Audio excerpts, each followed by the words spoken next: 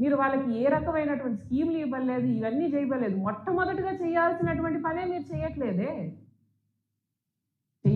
సరికదా వాళ్ళ శాంతి భద్రతకు మీరే భంగం కలిగిస్తున్నారు.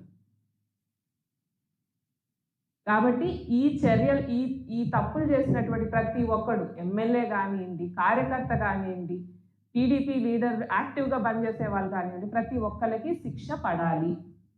శిక్షను తప్పించుకోవచ్చు, మేము టీడీపీలో ఉన్నామనేటువంటి మాట మాత్రం జనాలు మర్చిపోవాలి. దానికి మేము ఎంత దూరమైనా వెళ్ళి పోరాడడానికి సిద్ధం.